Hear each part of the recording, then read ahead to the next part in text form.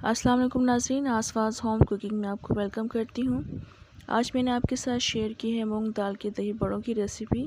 ये बहुत ही टेस्टी और मज़ेदार बने थे। मूंग की दाल के दही बड़े बनाने के लिए मैंने 250 ग्राम्स मूंग की दाल ले ली थी, जिसको मैंने 4 घंटे पहले पानी में भिगो दिया था और अब ये इस कंडीशन में है। आपके पास अगर टाइम नहीं है तो आप कम से कम इसको 2 घंटे के लिए ज़रूर भिगोइएगा। अब इसका पानी मैंने ड्रेन कर लिया है और ये इस कंडीशन में आ गई है। आप इसके अलावा बाज़ार से मूंग की दाल का पाउडर भी ले सकते हैं। उसको आप आधे घंटे के लिए पानी में भिगो दीजिएगा। उसके बाद फिर बाकी मसाले ऐड कर लीजिएगा। मूंग की दाल को मैंने ग्राइंड कर लिया है। आप इसकी थिकनेस चेक कर लें कितनी थिक है। ये दाल में मैंने थोड़ा सा पानी डालकर इसको ग्राइंड किया है। इसको ज़्यादा थिन नहीं करेंगे, अगर ज़्यादा थिन कर लेंगे तो ये पकोड़े इसके सही से बनेंगे नहीं। आपको थोड़ा सा फिर बेसन ऐड करना पड़ेगा।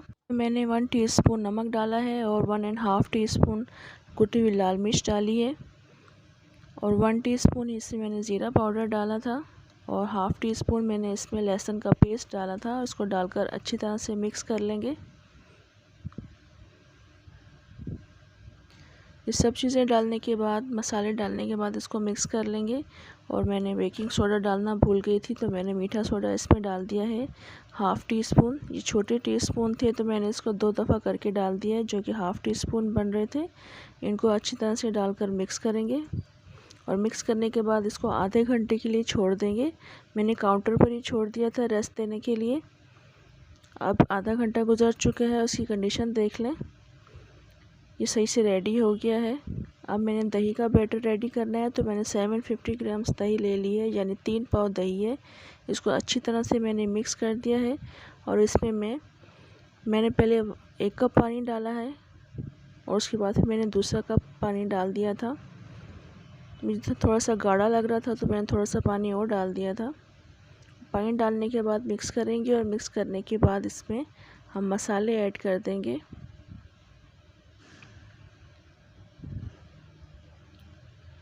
नमक मैंने इसमें डाला है 1 टीस्पून। कुटी हुई लाल मिर्च मैं इसमें डाल रही हूँ 2 टीस्पून।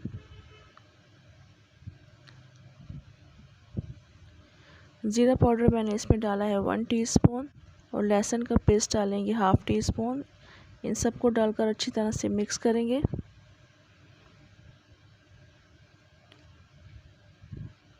एक बोल में मैंने सिंपल पानी ले लिया है। सिंपल पानी में मैंने हाफ़ टी स्पून नमक डाल दिया है और नमक डालने के बाद इसको अच्छी तरह से मिक्स कर लेंगे। और जिस वक्त हम पकौड़े फ्राई कर रहे होंगे इस पानी को भी अपने साथ रख लेंगे। कढ़ाई में मैंने पहले से ऑयल गरम करने के लिए रख दिया था। ये ऑयल अब गरम हो चुका है तो अब हम इसमें पकोड़े डालते रहेंगे और पानी भी मैंने साथ ही रख दिया था, नमक वाला पानी।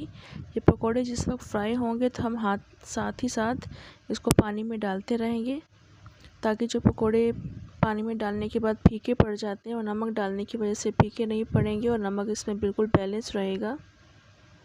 सारे पकोड़े इस तरह से हम डाल देंगे कढ़ाई में और इनको अच्छी तरह से फिर हिला लेंगे, लेकिन फ़ौरन नहीं हिलाना है, ये टूट जाएंगे पकोड़े। थोड़ी देर के बाद जब ये पकोड़े पकना शुरू हो जाएंगे उसके बाद हम इनको हिलाएंगे। अब आप देख लें इनकी कंडीशन, ये एक साइड से पक चुके हैं। दूसरी साइड को भी हम इस तरह से मूव कर देंगे और इक्वली हम कलर लेकर आना है हमें, गोल्डन कलर। तो हम इनको मूव करते रहेंगे पकोड़ों को।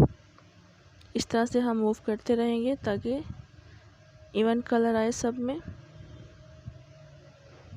ये गोल्डन ब्राउन हो जाएंगे तो फिर हम इसको ऑयल में से निकाल लेंगे और साथ ही साथ हम इसको पानी में डालते रहेंगे। अब ये ब्राउन हो चुके हैं, गोल्डन कलर आ चुका है इन पर, तो अब हम इनको निकाल लेंगे।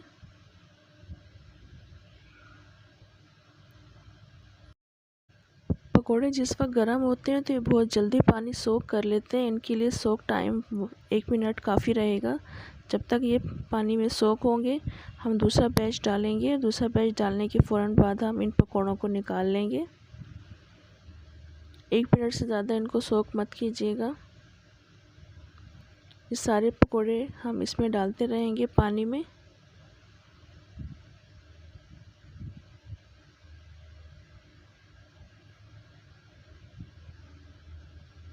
उसके बाद हम दूसरा बैच डालेंगे इसमें।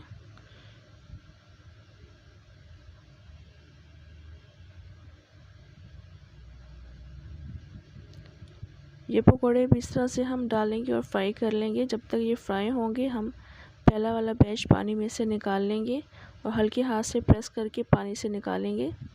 अब ये सारे पकोड़े पानी से मैंने निकाल लिए हैं और आप इसकी कंडीशन देख लें कि कहीं से भी टूटे हुए नहीं हैं। इस वक्त इस कंडीशन में आप पकोड़ों को फ्रीज़ कर सकते हैं। 1 हफ़्ता आराम से ये फ्रीज़ हो जाएंगे।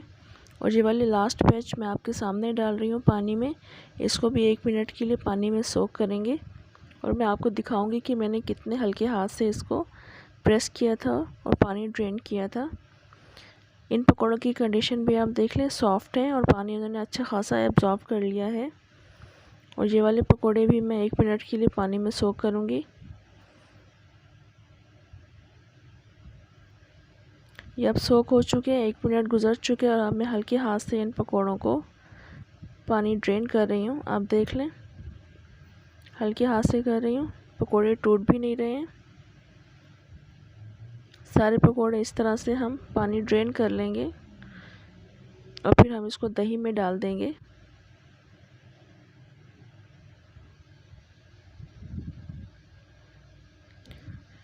पकौड़े मैंने दही में डाल दिए हैं, कुछ कम लग रहे थे तो मैंने मज़ीद इसमें पकौड़े डाल दिए हैं। और ये दही का पानी भी ज़्यादा एब्जॉर्ब नहीं करेंगे क्योंकि इन पकौड़ों ने पहले से पानी एब्जॉर्ब किया हुआ है।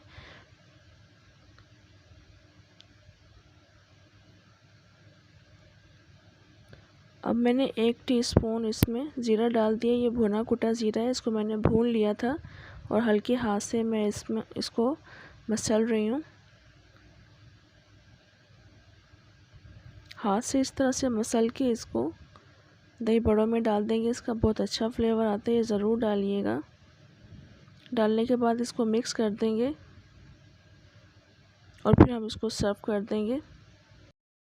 इन दही बड़ों को मैंने इमली की खट्टी मीठी चटनी के साथ सर्व किया था। ये इमली की खट्टी मीठी चटनी के बगैर भी बहुत मज़े के लगते हैं। चटनी की रेसिपी मैं अपने चैनल पर अपलोड कर चुकी हूँ, आप मेरे चैनल पर देख सकते हैं।